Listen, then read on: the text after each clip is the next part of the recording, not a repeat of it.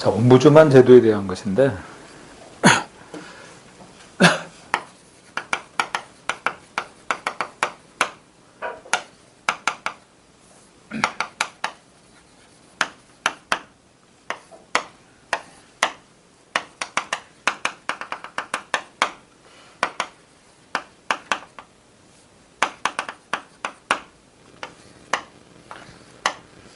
옴부즈만은 입법부 소속이고 국민권익위는 행정부 소속이에요.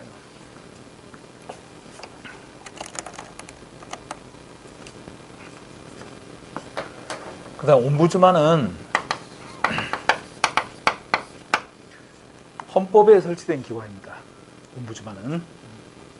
그리고 국민권익위는 법률에 설치된 기관입니다. 옴부즈만의 경우는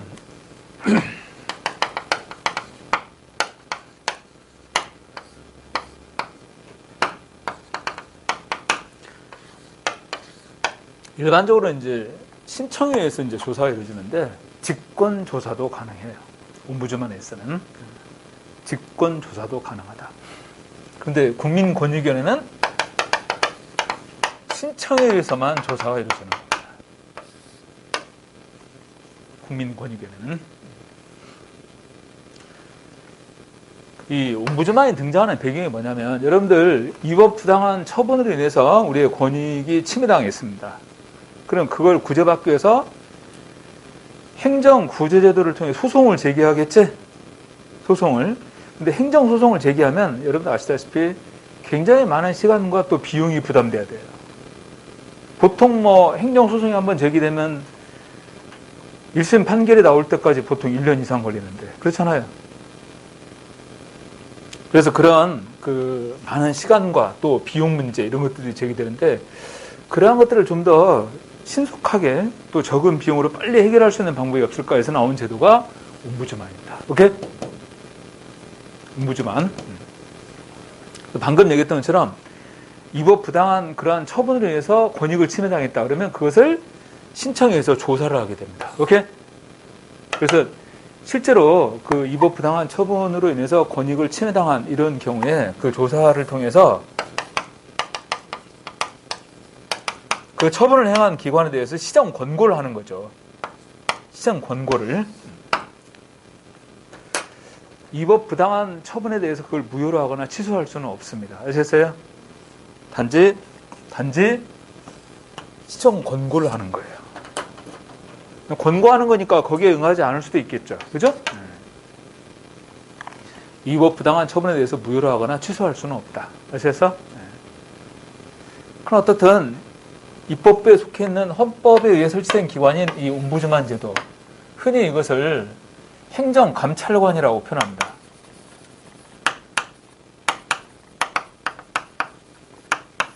입법부에 속해 있는 행정감찰관. 그래서 옴부즈만의 이런 역할로서 방금 얘기했던 이런 행정기관들의 위법 부당한 처분, 이런 부분으로 인한 권리의 침해 이런 것들을 어느 정도 좀 구제하고 또 보호할 수 있는 이런 제도가 옴부즈만이다 이렇게 표현할 수 있는데 보통 이제 국민권익위원회 같은 경우는 여러분들 아시다시피 민원이 제기되면 그 민원 제기되면 그걸 조사해가지고 국민의 권익을 보호하기 위한 이런 기관이 국민권익위원회 이렇게 표현할 수 있습니다. 민원 제기에 대해서 그걸 조사해가지고 실제 그런 위법 부당한 처분에 의해서 국민의 권익이 침해당했다 이렇게 판단이 된다면 이 기관을 통해서 그걸 구제하는 거죠. 여기서. 근데 얘기했던 것처럼 여기는 신청에 의해서만 조사할 수 있어요. 직권 조사권은 없습니다. 여기는.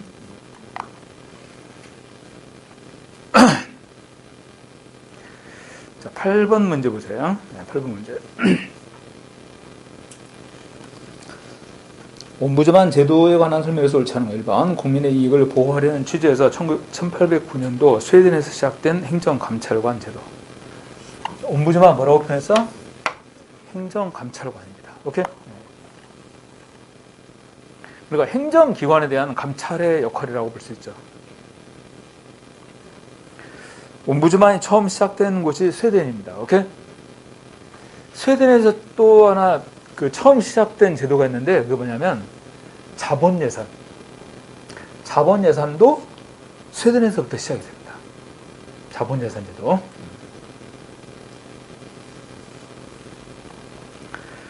두 번째, 옴부즈만과 유사한 국민권익위는 법원이 내린 결정 처분에 대해서 시정 조치를 할지 권고, 취소를 결정할 수 있다. 단지 시정 조사에서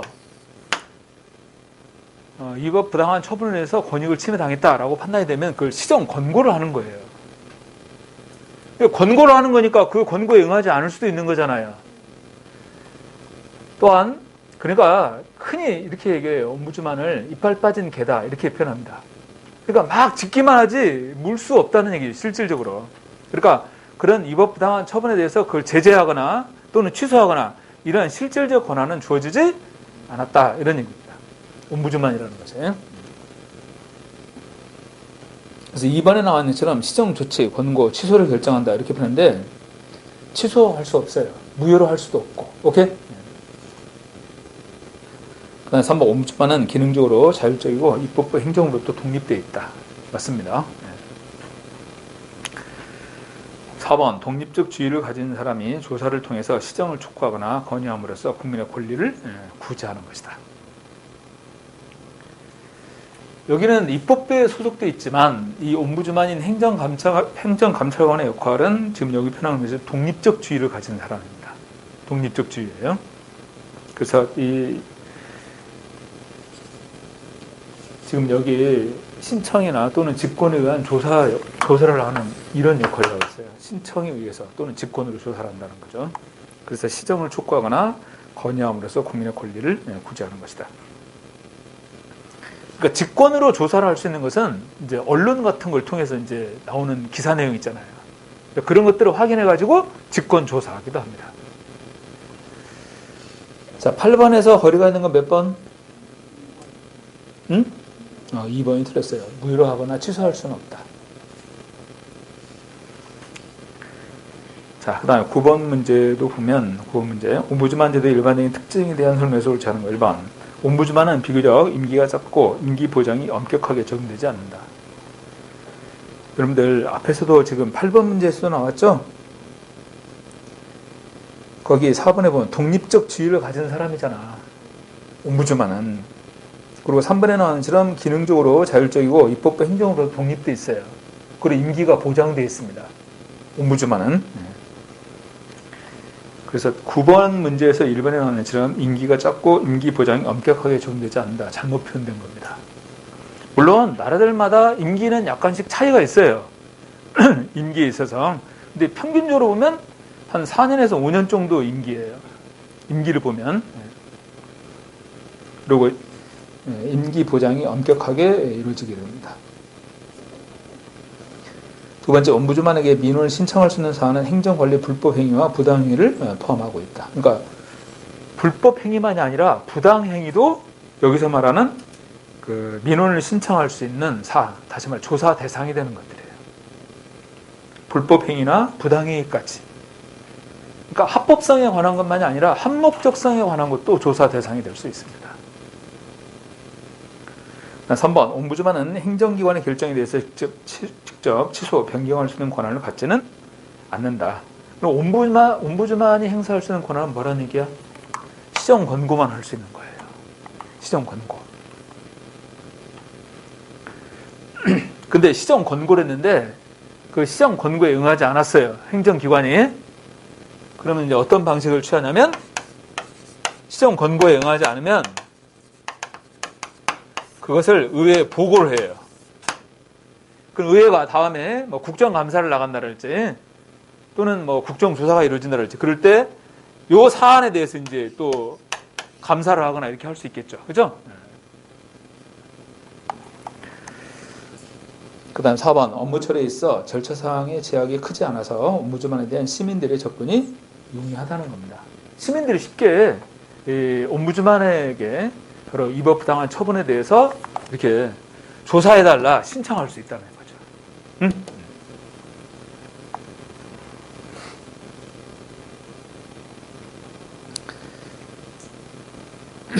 자, 9번에서 옳지 않은 거 몇 번입니까? 1번이 여기에 해당되죠. 1번이 여기에 해당됩니다.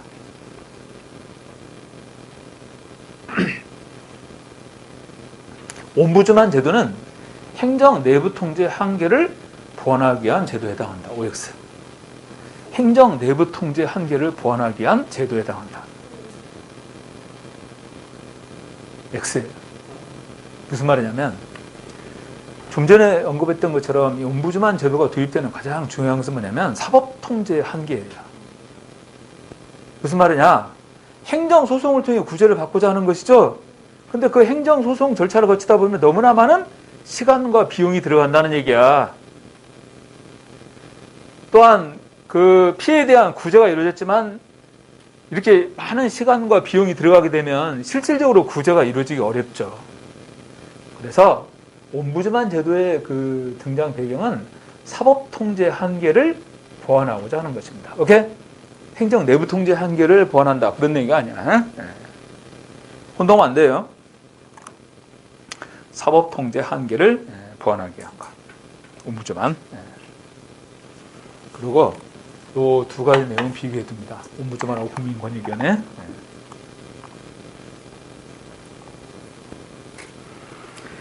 자, 10번 문제도 봅시다.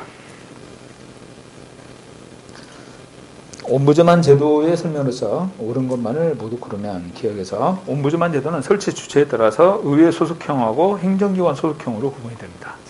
두 가지 유형으로.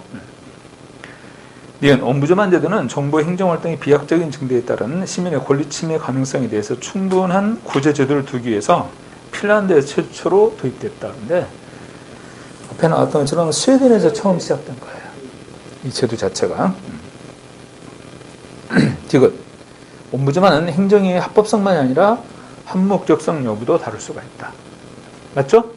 합법성에 관한 것만이 아니라 합목적성에 관한 것도 다룰 수가 있습니다. 자, 9번 문제에서 2번 지문에 보면 불법행위만이 아니라 부당행위도 조사 대상이 될 수 있다는 겁니다. 오케이? 그 다음에 10번 문제에서 리을. 우리나라 경우는 대통령 직속의 국민권익위원회가 옴부즈만에 해당한다. 이렇게 표현했는데 국민권익위원회는 국무총리 소속. 국무총리 소속으로 되어 있어요. 그래서 10번에서 옳은 것 이렇게 표현한다면 기억하고 디귿에 관한 것입니다.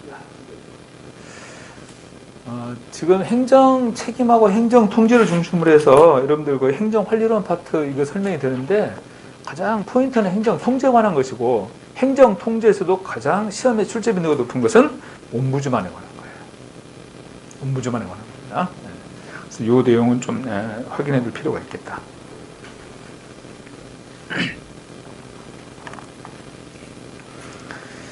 그 옴부즈만이 등장하는 배경 이런 것들 좀 챙겨둘 필요가 있겠지, 그죠? 옴부즈만이 등장하는 배경. 그것은 사법 통제 한계로 인해서 등장하는 것이 바로 옴부즈만이다. 이렇게 표현했습니다. 자, 11번. 민원행정에 대한 설명에서 옳지 않은 거. 1번. 행정체제 경비를 넘나드는 교호작용을 통해서 주로 규제와 급부에 관련된 행정산출을 전달하는 것이다. 규제와 급부에 관련된 행정산출을 전달한다. 두 번째, 행정기관의 장은 개인의 사생활에 관한 사항에 해당하는 경우에 그 민원을 처리하지 않을 수가 있다. 개인 사생활에 관한 것은 민원 처리가 좀 곤란한 영역이 많겠죠. 3번, 행정구제수단으로서의 기능을 수행하는 것이다.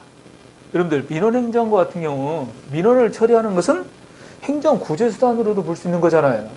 민원 처리가 이루어지는 거니까. 4번, 행정기관은 사경제 주체로서의 민원을 제기할 수 없다.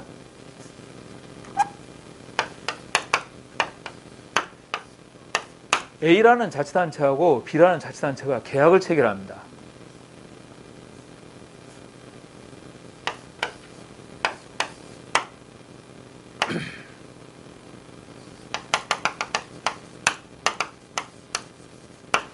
전라북도하고 충청남도가 계약을 체결해서 그 전라북도에 그 댐을 하나 건설했거든요. 용담댐이라고. 그래서 여기 상수원을 이렇게 확보했어요. 그래가지고 계약을 체결하고 상수원 확보해서 물을 공급해 줍니다. 이렇게 충청남도로. 대신 이제 비용을 지불하겠지. 아, 그런데 전라북도에서 물을 공급해 줬는데 그 계약한 비용을 지불하지 않는단 말이야. 그럼 돈 내놔라. 이렇게 얘기할 수 있는 거잖아요. 이런 경우는 바로 사경제의 주체로서. 아셨어요? 사경제의 주체가 되는 거야. 이런 경우는. 대등한 입장에서 서로 계약을 체결했다는 거죠. 사경제의 주체로서. 그렇기 때문에 이런 경우에 행정기관은 사경제의 주체로서 민원 제기가 가능합니다. 아셨어요?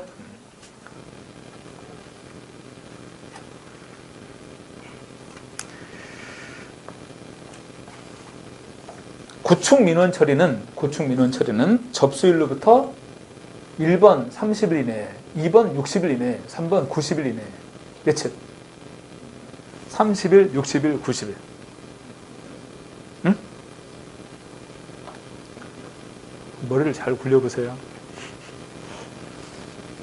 접수일로부터 60일 이내에 처리해야 됩니다. 60일이에요. 기억해둬야 돼. 고축 민원 처리는 접수일로부터 60일 이내에 처리한다. 빨간 볼펜으로 크게 써놓으세요. 60일 이내에 처리한다.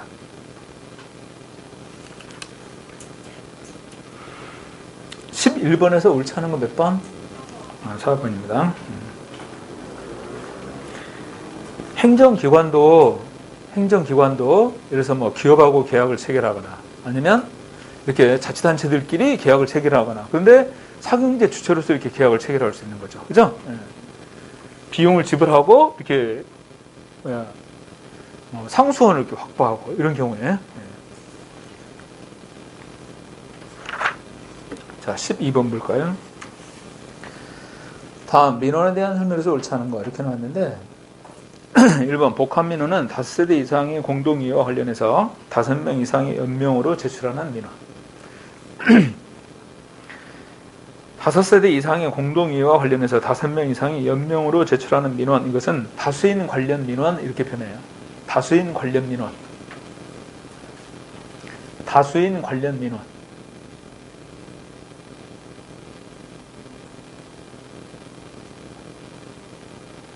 복합 민원은 뭐냐면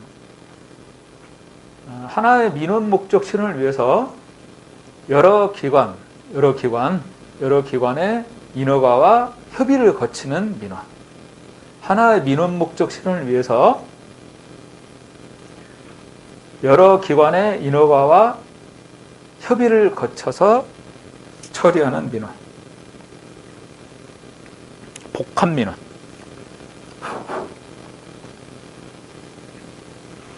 하나의 민원 목적 실현을 위해서 여러 기관의 인허가, 협의를 거쳐 처리되는 민원.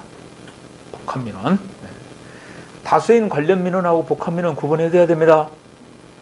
다수인 관련 민원은 방금 얘기했던 것처럼 5명 이상이 연명으로 제출하는 민원. 오케이?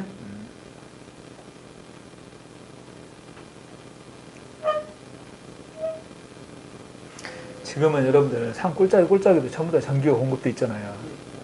거기까지 전기 공급하려면요, 전부 다 전봇대 다 설치해야 된다고. 예산 많이 들어갈 거 아니에요. 근데 이런 경우에 우리도 전기 공급을 해달라 할 때 5가구 이상, 아셨어요? 그리고 5명 이상의 연명으로 이 전기 여기까지 공급해달라고 민원을 제출합니다. 그럼 이제 처리가 되는 거죠.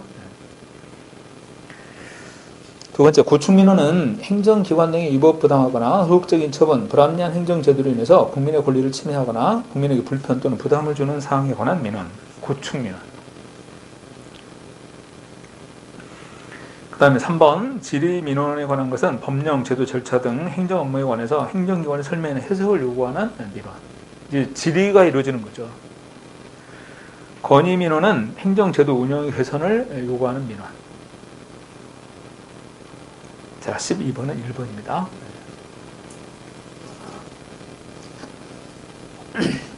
자, 13번, 여기서부터 나오는 건 뭐냐면 정부 혁신에 관한 것이 나옵니다.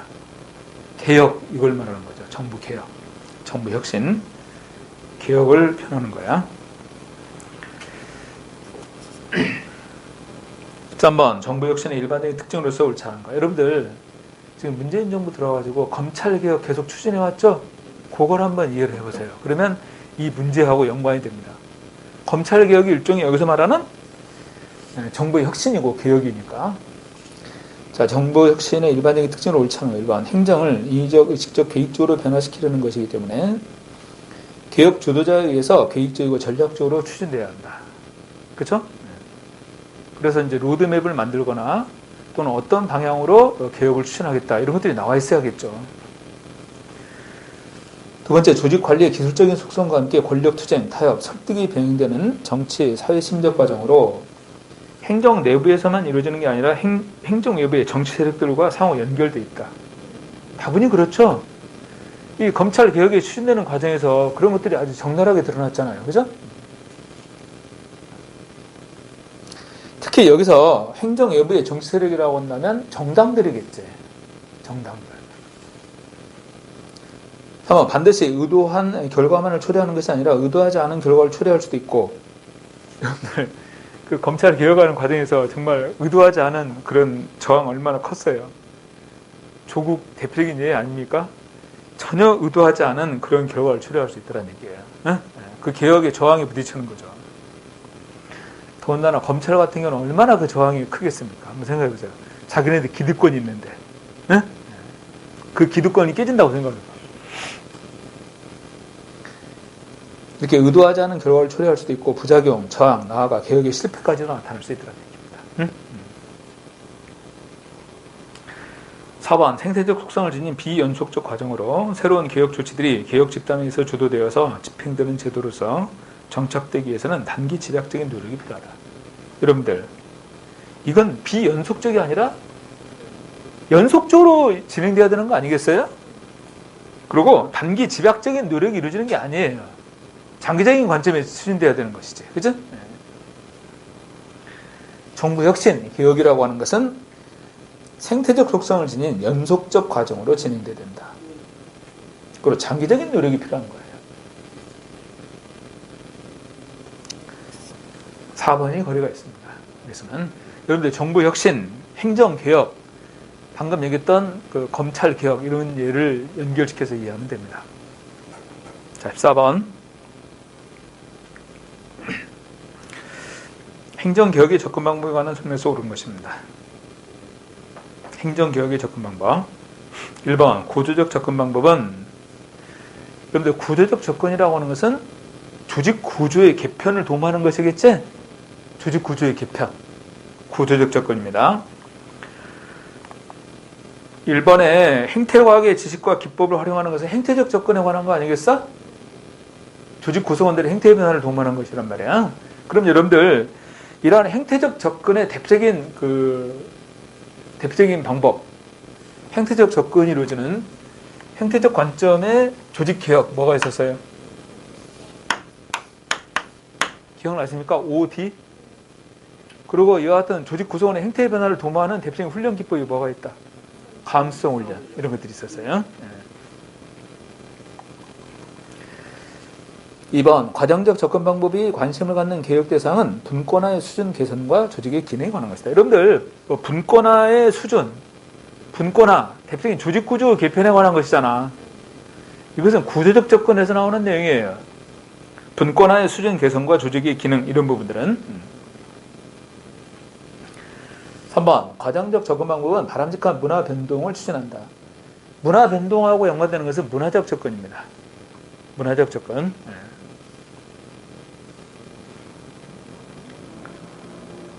4번 구조적 접근 방법이 갖는 관심은 통솔 범위를 조정하거나 권한 배분의 개편.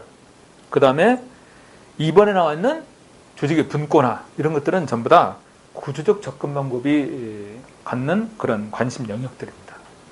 조직 구조의 개편이니까. 응? 통솔 범위를 조정한다랄지 직권, 분권 이런 부분들, 그 다음에 또 계층제의 구조 이런 부분들 전부 다 조직 구조와 연관되는 것들이잖아요. 그죠? 자, 14번에서는 4번입니다. 15번 행정개혁의 접근 방법의 설명으로서 옳지 않은가. 1번 사업 중심의 접근 방법은 행정활동의 목표를 개선하고 서비스 양과 질을 개선하려는 접근 방법으로서 분권화의 확대, 권한의 재조정, 명령 계통의 수정 이건 뭐예요? 구조적 접근이잖아요. 분권화의 확대, 권한체의 조정, 명령 계통의 수정 이런 부분들은 구조적 접근에 관한 것이에요. 그 사업 중심의 접근 방법은 행정활동의 목표를 개선하고 사업의 양과 질을 개선하려는 접근으로서 사업이나 산출에 초점을 두고 있는 것이 바로 사업 중심의 접근 방법입니다. 사업이나 산출에 초점을 두고 있는 것이. 2번 가정적 접근 방법은 행정체제 과정 또는 일의 흐름을 개선하고자 하는 접근 방법. 그 다음 3번 행태적 접근 방법의 하나인 조직 발전은 의식적인 개입을 통해서 조직 전체 임무 수행을 효율화하고자 하는 계획적이고 지속적인 개혁 활동으로 볼 수 있다. 의식적인 개입을 통해서 조직 전체 임무 수행을 효율화하고자 하는 계획적이고 지속적인 개혁 활동을 OD 이렇게 표현하는 겁니다. 그런데 이건 구성원의 행태 변화를 도모하는 거니까 계획적이면서 지속적으로 이 개혁이 추진돼야 돼요. 그래야만이 행태 변화를 기대할 수 있는 거죠. 4번 문화론의 접근 방법은 행정문화를 개혁함으로써 행정체제보다 근본적이고 장기적인 개혁을 성취하고자 하는 접근 방법에 해당한다. 이렇게 볼 수 있습니다. 자, 15번은 1번이 틀렸죠? 어려운 내용은 아닙니다. 보시면 알 수 있잖아요. 그죠? 당연히 개혁이 추진된다면 당연히 그 개혁에 따른 저항이 야기되겠지?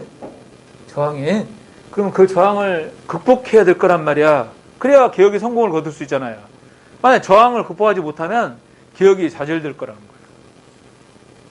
그래서 저항을 극복하기 위한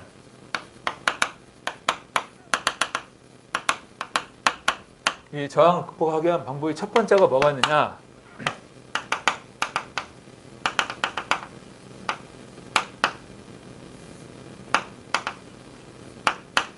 첫 번째는 어느 정도 규범적이면서 사회적인 전략이 있습니다.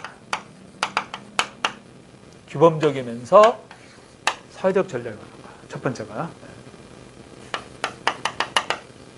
두 번째는 공리적이고 기술적인 전략.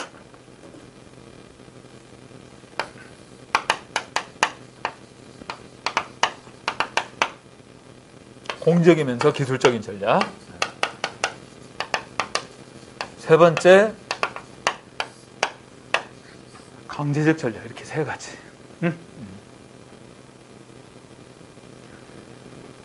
지도자의 카리스마를 활용한다. 어디에 들어갈까? 지도자의 카리스마를 활용한다. 여기 들어갑니다. 오케이? 규범적 전략이야. 카리스마 활용하는 것은 개혁 대상자들을 참여시켜서 그들의 의견을 수렴하는 건 어디에 들어갈까? 사회적 전략입니다. 개혁 대상자들을 참여시키는 거. 사회적 전략. 그 다음에 이제 공리적인 전략이라는 건 뭐냐면, 그 개혁을 추진하는 과정에서 피해를 볼 거 아닌가. 뭐 그만두게 되는 경우도 있을 것이고, 그러면 거기에 따른 경제적 보상을 해주는 거예요. 아셨어요? 기술적 전략은 개혁을 추진하기가 어느 시점이 적절하냐, 또 저항을 최소화시킬 수 있느냐, 이런 것들을 잘 판단해서 이제 시행하는 거죠. 기술적인 측면의 전략. 이것도 저것도 통하지 않을 때는 마지막에 강제적 전략을 활용합니다. 여러분들, 이런 순서로 진행이 돼야 되는 거예요. 1번, 2번, 3번 순서로. 그래서 강제적 전략은 최후의 수단이 돼야 되는 겁니다.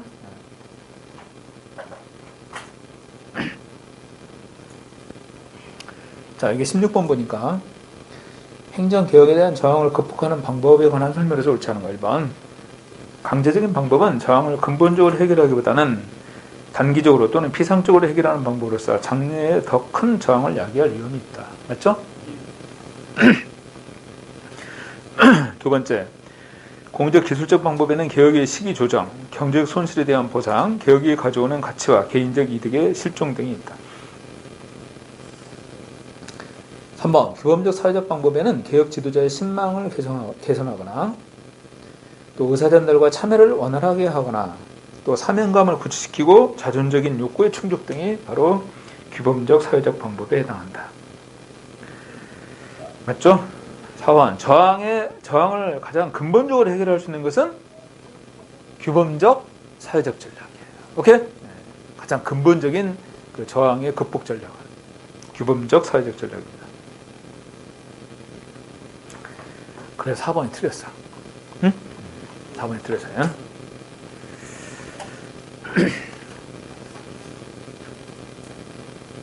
혼동하면 안 돼. 그 지도자의 카리스마를 활용하는 것은 규범적 전략에 해당하는 겁니다. 그 다음에 개혁 대상자들을 참여시키는 것은 사회적 전략에 해당되는 것이고. 자, 17번. 자, 기업가적 정보의 설명을 쏠차는 거. 여러분들, 1970년대 정부 실패가 나타났어요.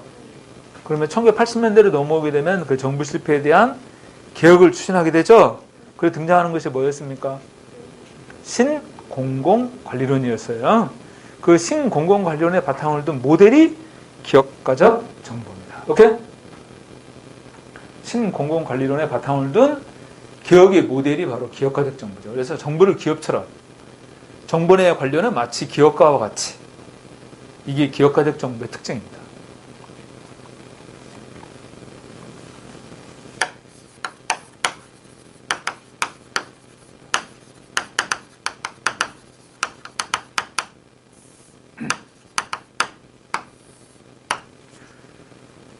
기업가적 정보의 특징에 관한 것이었지?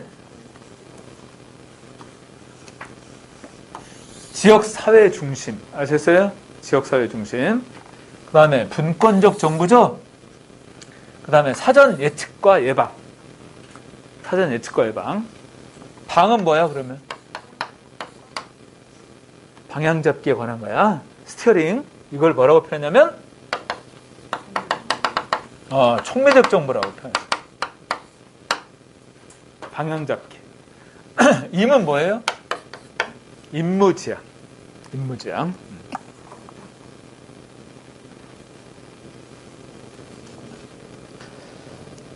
자, 그렇다면 17번에서 기업가적 정보의 설명서 옳지않은 1번. 미국에서는 오스본하고 게블러가 정보 재창조 방안으로 제시했던 것이 기업가적 정보다. 맞죠? 두 번째, 규칙보다는 결과를 중시하는 임무지향의 정보를 강조하고 있다. 임무지향의 정보입니다. 3번, 업무 성과의 측정을 강화하고 그에 따라서 유인의 배분을 결정해야 되는 것이다. 성과 측정. 4번, 정부는 리더십을 발휘해서 직접적인 서비스 공급자로서 역할을 수행한다. 정부가 직접적인 서비스 공급자로서 역할이 아니라 정부는 방향을 제시해주는 역할을 하는 거예요. 오케이? 방향을 제시해주는 역할이야. 이걸 총매적 정보라고 표현했습니다. 총매적 정보. 그 방향을 제시해주는 역할, 스티어링 이렇게 표현했지? 그 스티어링의 표현을 해석을 총매적 이렇게 해석하는 거예요. 스티어링에 대한 표현. 17번은 그래서 4번이 틀렸습니다. 4번이.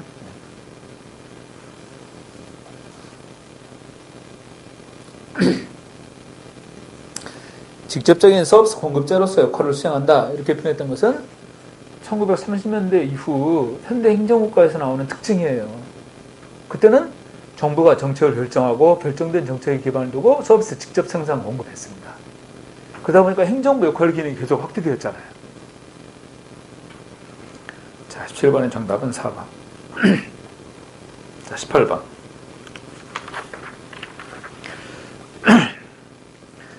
역대 정부의 행정개혁의 기술을 옳지 않은 거. 1번. 노무현 정부는 예산 효율을 위해서 사업별 예산 제도를 도입한다.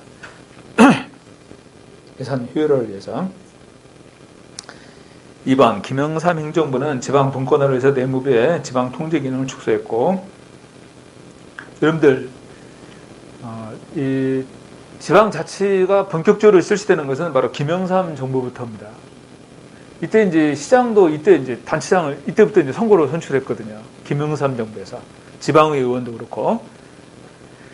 3번 이명박 행정부는 공기업 선진화를 위해서 민영화, 통폐합 등의 주체를 단행했다. 4번 김대중 정부는 공무원의 전문성 역량 강화를 위해서 고유 공무원단 제도를 도입했다. 이렇게 얘기했는데 고유 공무원단 제도 도입은 노무현 정부였어요. 행정의 중요한 개혁은 노무현 정부에서 많이 이루어지게 돼요. 여러분들 그 고유 공무원단 제도 도입은 인사행정에서 커다란 변화라고 볼 수 있죠. 이게 노무현 정부에서 이루어졌어요. 재무행정부에서 국가재정법을 제정합니다. 이 노무현 정부에서. 국가재정 운영에 많은 변화를 가져왔던 거죠. 그죠? 자, 18번에서는 거리가 있는 것은 4번이 틀렸습니다. 노무현 행정부에서 고유 공무원 제도 도입했다.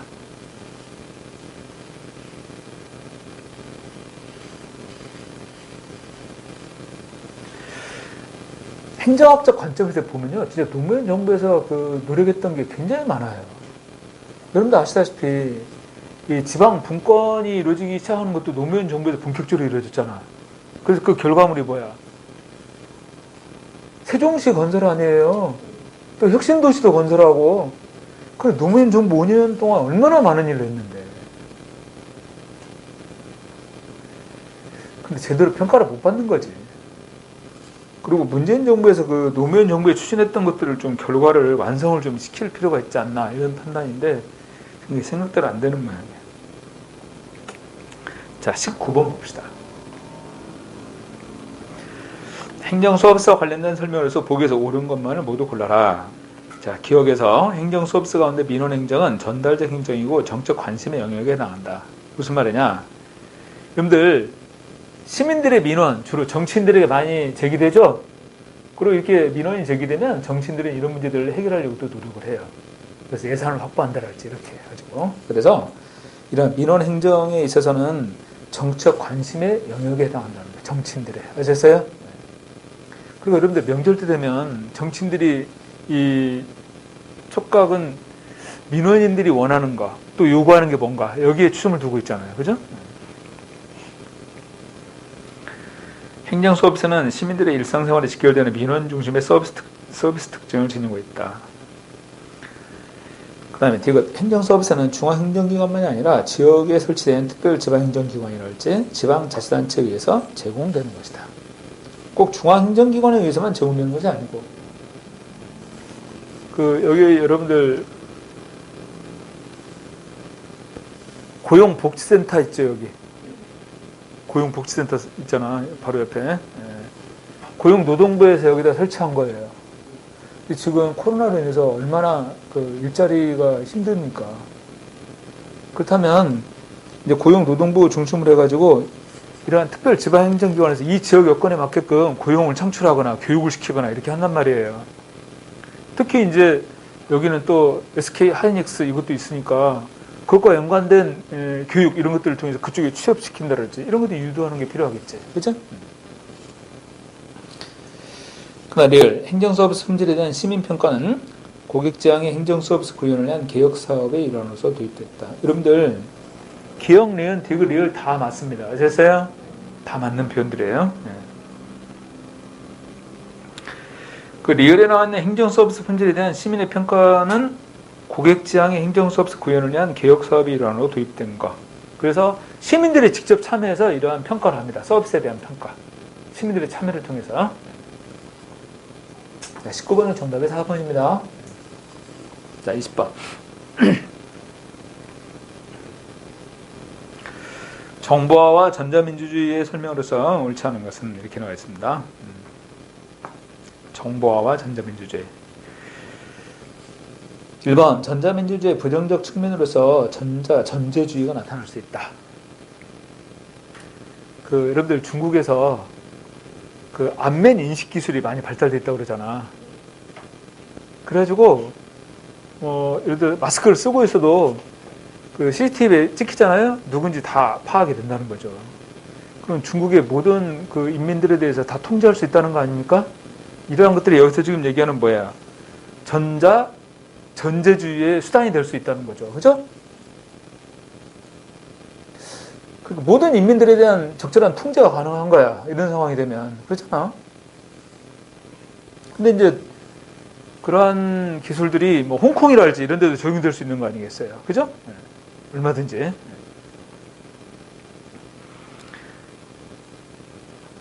참, 그런 거 보면 한편으로는 이제 공포스러운 측면도 있어요.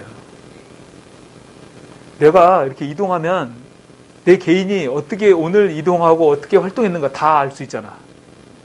그렇잖아요? 내가 이동한 곳에 따라 곳곳에 CCTV에 내가 다 촬영이 됐는데 두 번째, 정보의 비대칭성이 발생되지 않도록 정보 관리는 배제성의 원리가 적용돼야 한다. 여러분들, 정보 관리에서 배제성의 원리, 그런다면 일반 국민들은 이 정보에 접근하기가 힘들어질 수 있죠. 그러면 정보 비대칭이 야기되는 거 아니겠어? 정보 비대칭이 발생되지 않도록 하기 위해서 정보 관리는 비배제성의 원리가 적용돼야 됩니다. 오케이? 비배제성의 원리가. 여러분들, 일반적인 정보라는 것은 공공재의 성격을 띠고 있는 거예요. 오케이? 공공재의 성격이기 때문에 비배제성이면서 비경합성을 전제를 해야 됩니다. 3. 우리나라 정부는 국가정보화 기본법에 의해서 5년마다 국가정보화 기본계획을 수립하게 되는데, 그러면 이 국가정보화 기본계획의 수립은 행정안전부에서 그 계획을 수립한다. OX. 행정안전부에서. 국가정보화 기본계획. 국가정보화 기본계획은 과학기술정보통신부. 아셨어요?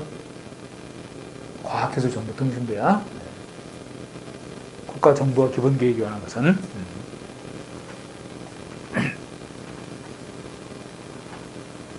4번, 전자민주주의는 정치 투명성 확보를 용이하게 할 것이다. 전자민주주의는 정치 투명성 확보를 용이하게 한다.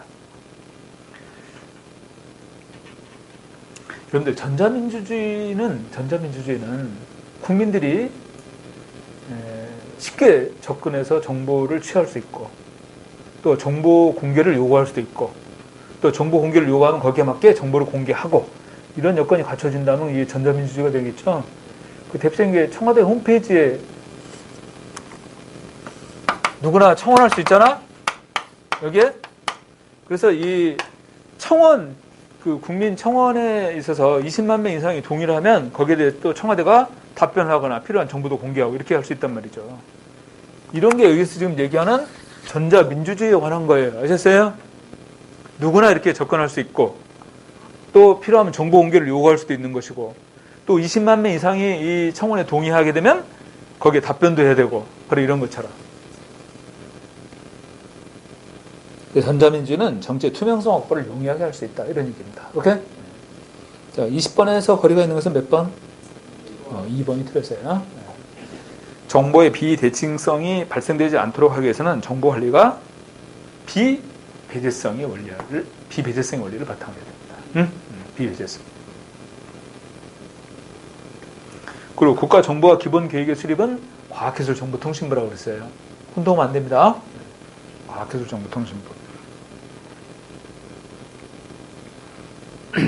21번.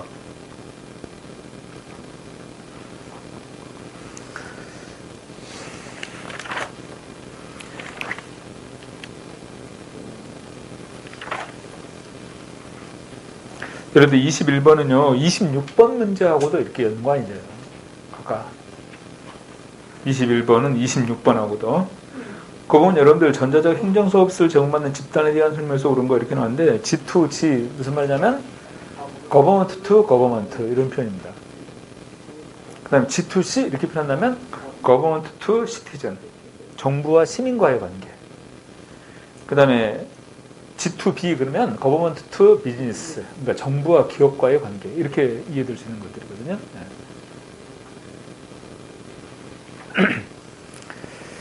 여러분들 그 G2G에 해당되는 예가 있습니다. 자, 받아 쓰세요. G2G. 여러분 들어봤을 거야. 디지털 예산회계 시스템 기억나십니까? 디지털 예산회계 시스템 G2G에 해당합니다. 디지털 예산회계 시스템 G2G. 그래서 여러분들 국가재정법의 4대 개혁 1번 국가재정운영계획, 총액배분 자율편성예산, 성과관리, 디지털 예산회계 시스템 이렇게 나왔잖아. 그래서 앞에 이 내용들이 디지털 예산회계 시스템이 다 DB로 구축된다고. 그리고 그 DB로 구축된 정보를 모든 국가기관이 어때요? 같이 공유해서 활용할 수 있도록 하는 거예요. 이게 G2G에 관한 겁니다. 오케이? 또 하나, 온나라 시스템. 온나라 시스템. 이건 앞에 문제 풀 때 나올 거예요. 그 다음에 G2C에 관한 부분은 G2C에 관한 거 민원 24시. 민원 24시. 그 다음에 국민신문고. 민원 24시, 그 다음에 국민신문고. G2C. G2B에 관한 것은 전자조달 나라장터. 전자조달 나라장터. 그 다음에 전자통관 시스템. 전자통관 시스템. 기업들이 주로 활용하는 것들입니다.